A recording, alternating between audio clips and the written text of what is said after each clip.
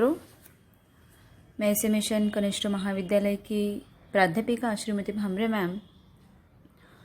छात्रों, अपने पिछले वीडियो में हमने चुनिंदा शेर यह नया पद्य शुरू किया था जो कि शेर विधा से है।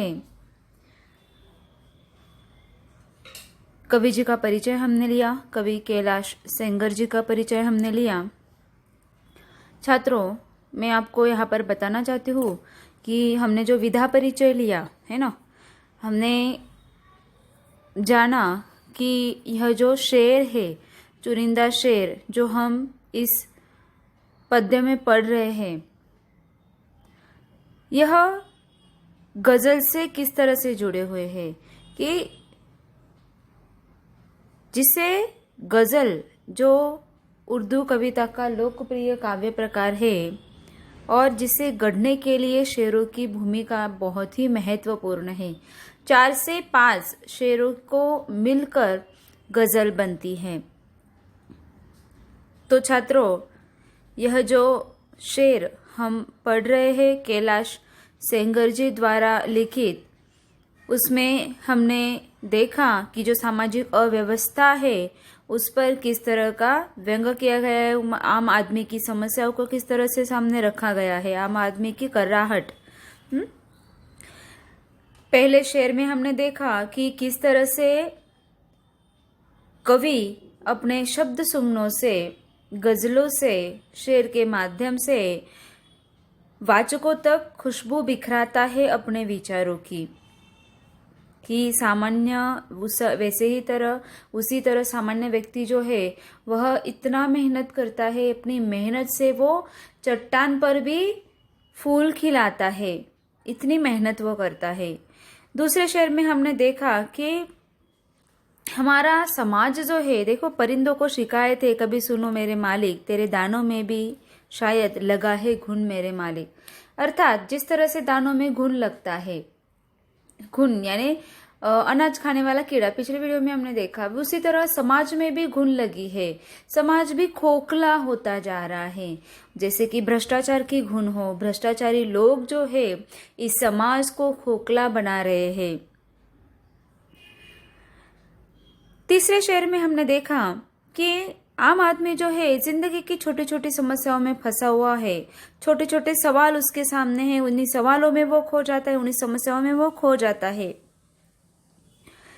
आगे हमने देखा कि संकट से भरी रात, चट्टानों से भरी रातों में जुगनू की एक चमक आशा जगमगा देती है ना। वह रोशनी की किरण होती है, मानो आशा की किरण होती है। अगला शेर हम पढ़ने वाले हैं इस वीडियो में, तो चलिए पन्ना क्रमांक 47 पर चलते हैं। अंतिम शेर वहां पर हम पढ़ेंगे।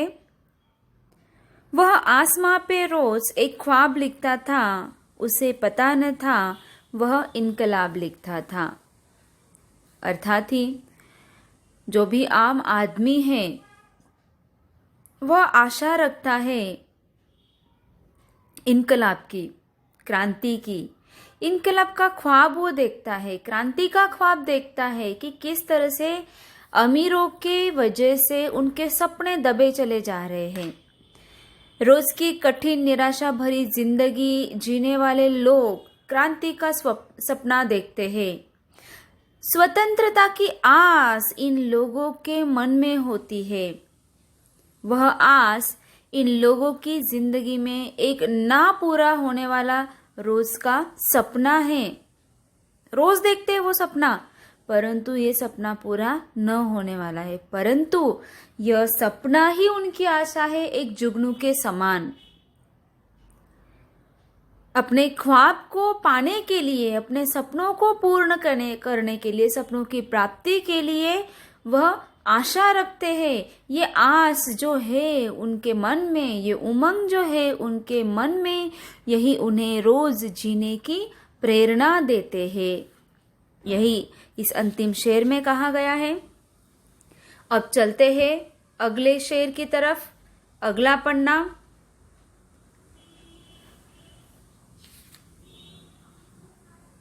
हंसी से अपने आंसुओं को छुपा कर देखो, नया मुखौटा ये चेहरे पर लगा कर देखो।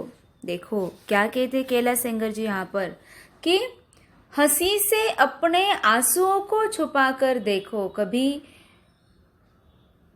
मन में दुख होता है,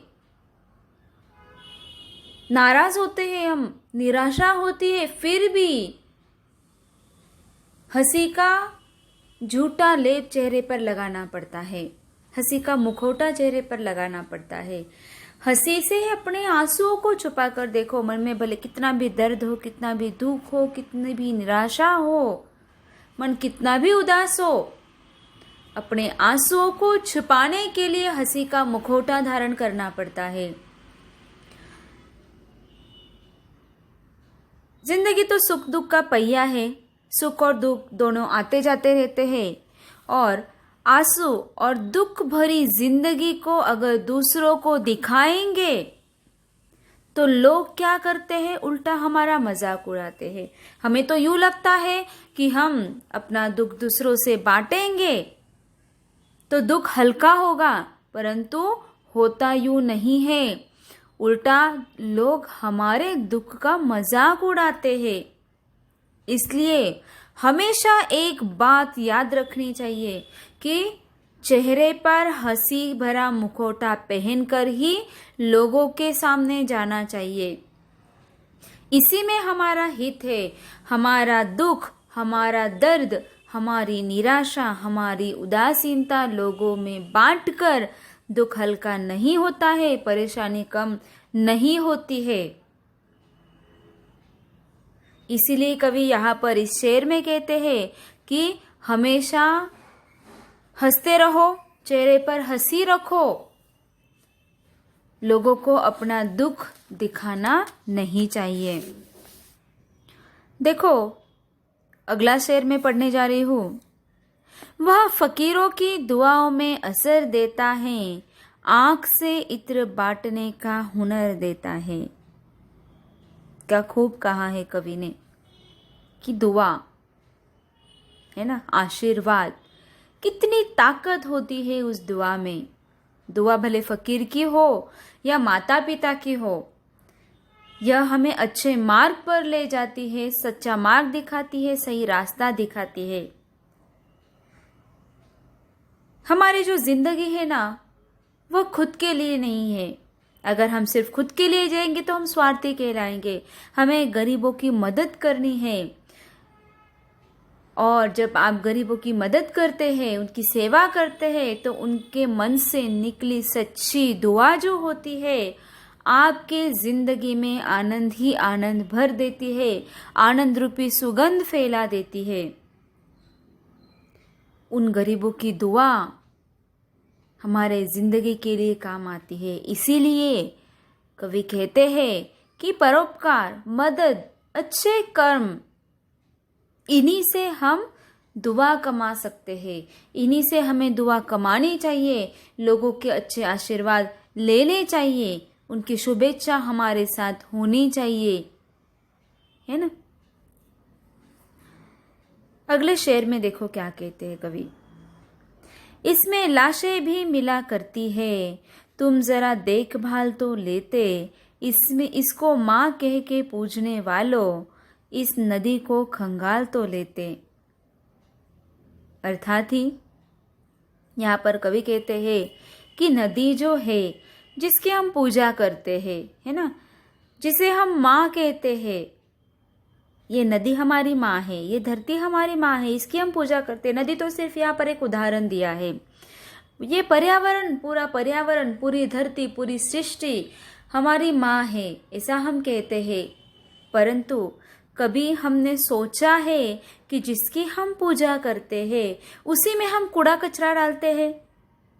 कूड़ा कचरा प्लास्टिक ही नहीं, यहाँ तक कि लाशें भी फेंक देते हैं, गंदगी फैलाते हैं, उसे प्रदूषित करते हैं। नतीजा क्या होता है कि उसके परिणाम इंसानों को ही भुगतने पड़ते हैं, हमें ही भुगतने पड़ते हैं। जिस पर्यावरण को, जिस सृष्टि को आज हम नष्ट कर रहे हैं, वह सृष्टि धीरे धीरे हमें नष्ट करने पर तुली है। अर्थात जैसा हम करते हैं वैसा ही हम भरते हैं।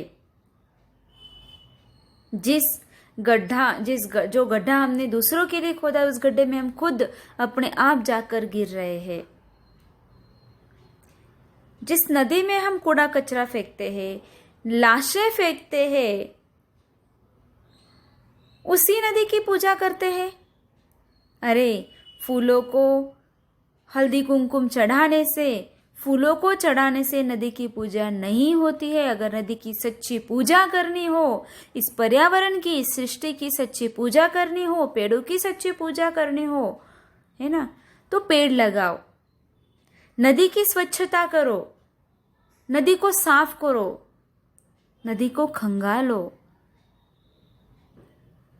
उदाहरण के तौर पर मैं आपको बताना चाहती हूँ कि कोविड-19 की यह जो परिस्थिति, यह जो महामारी आज पूरे विश्व में फैली हुई है, इसने हमें बहुत ही अच्छी बात सिखाई है। कभी कभी तो लोग यूँ कहते हैं कि कोई लोग कहते हैं कि लोग जो है बहुत ही अन्याय कर रहे थे सृष्टि पर, बहुत ही अत्याचारी हो गए थे लोग, बहुत ही भ्रष्टाचारी हो गए थे लोग, और ये जो महामारी फैली है पूरे विश्व में, मानो लोगों को सीख देने के लिए ही फैली है।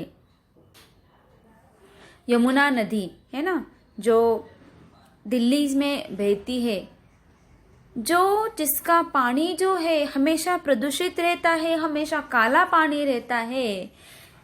जब से लॉकडाउन हुआ है, जब से महामारी फैली है, तब से एक बदलाव आपने देखा होगा, जो समाचारों में भी दिखाया गया था कि उस यमुना नदी का पानी जो है बहुत ही स्वच्छ हो गया था। तो छात्रों, यह सिर्फ मैंने उदाहरण बताया है आपको। जिस नदी की हम पूजा करते हैं उसको स्वच्छ करना बहुत ही जरूरी है, वही उसकी सच्ची पूजा होती है।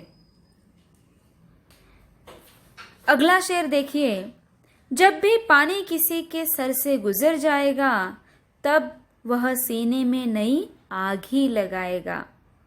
सिर से पानी गुजर जाना अर्थात क्या कि संयम अथवा सहने की सीमा जो है समाप्त हो जाती है। इंसान अत्याचार सहता है कब तक? जब तक सहन होता है तब तक। जिस पर हम अत्याचार कर रहे हैं, अगर उसने एक बार गुर्रा दिया, जब गुर्राता है तो पता चलता है कि अरे नहीं, हमने जिस पर हाथ उठाया, जिस पर अत्याचार किया, अंधेरे में कुत्ता समझकर जिसे लात मारी थी वह तो शेर निकला। यह शेर जो है वह अन्याय सहन नहीं करता है। सीमा होती है अत्याचार की, अन्याय की, और जब हद पार हो जाती है तो अन्याय की शक्ति समाप्त हो जाती है, तो क्रांति का जन्म होता है, तब इनकलाब का जन्म होता है। लोग इनकलाब के नारे लगाते हैं, वर्षों से दिल में दबाए हुए आग को बाहर निकालते हैं और क्रांति की ज्वाला धधकती है। इसीलिए अत्याचार करना भी नहीं है और अत्याचार सहना भी नहीं है ना। तो छात्रों, आज के इस वीडियो में हमने कुछ शेर पढ़े। अगले जो शेर है हम अगले वीडियो में पढ़ेंगे। तब तक के लिए अलविदा छात्रों।